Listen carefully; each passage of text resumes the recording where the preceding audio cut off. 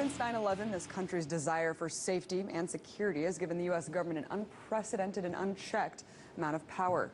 We've seen a crackdown on dissent that's unparalleled in recent history, including an outright assault on whistleblowers.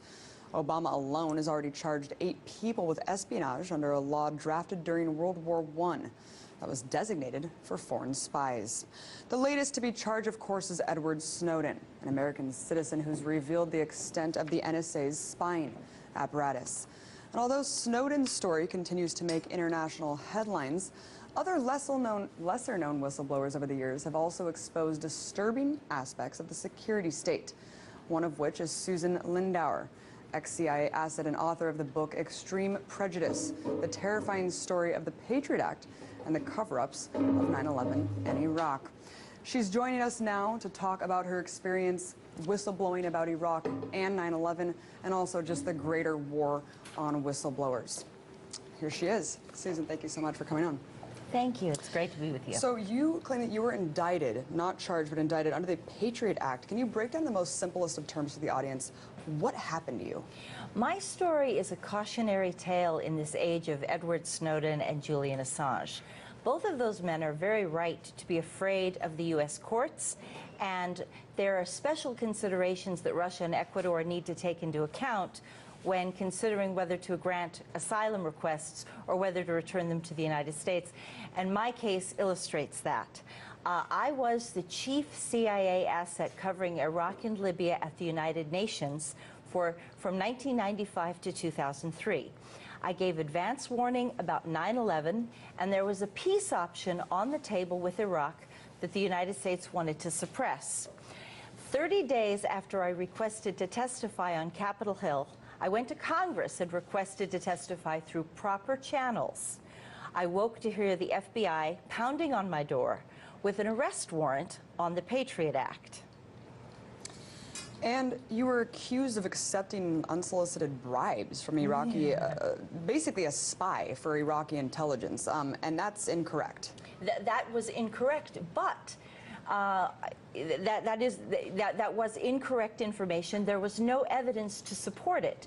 So after the United States made the accusations, they invoked the Patriot Act to deprive me of the right to a trial. They refused even to grant my request for a hearing. I was hit with secret charges, secret evidence, secret grand jury testimony. I was never allowed to know who had accused me of what crime. The government had no obligation to provide any evidence that the crime ever occurred. But I was then, in the court of public opinion, I was already convicted. Of course, just like all these other whistleblowers that we're seeing today. So let's talk about the warnings that you tried to give about 9/11. You said in April of 2001, you were actually told by someone higher up in the administration that about an imminent attack. I mean, specific details here: World Trade Center, hijacking of airplanes.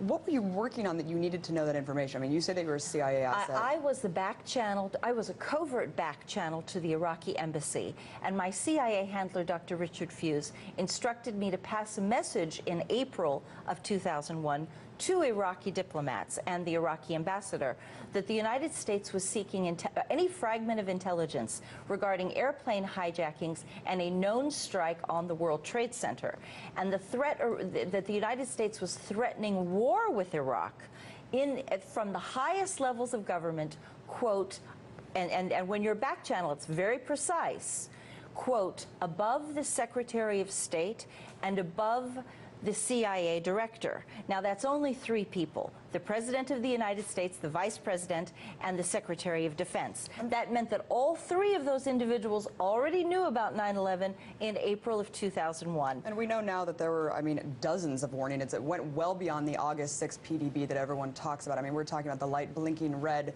for months and months. Yes. Susan, my question, I guess, if people knew specifics, I mean, we're talking about specifics, not just warning bin Laden, you know, attack impending. Why didn't more people call out the government's total plea of incompetence after the fact? Well, what the government did was the government made an example of those of us who knew the truth. And they said, if you cross the line, now I want to emphasize, I requested to testify through proper channels. I was a whistleblower, but I did it through Congress. I tried to do it through Congress. And a lot of whistleblowers are citing my case as evidence that going through the proper channels is not going to work and is not going to protect the public or the whistleblower. It makes no difference. If the government feels threatened, they will attack you, even if you're doing everything right. So why not make sure that the public has the information? So you're saying if you'd known about the Iraqi peace option, the whole world could have stopped the Iraq War. Well, of course. So yeah, you were trying to broker peace between Iraq as this liaison for the government. And so are you saying that the government purposefully allowed 9/11 to happen, made 9/11 happen? Yes. And that they were not interested in avoiding war with Iraq at all? They had already decided that if the 9/11 conspiracy maximized damage on the towers, that there would be a perfect pretext for war.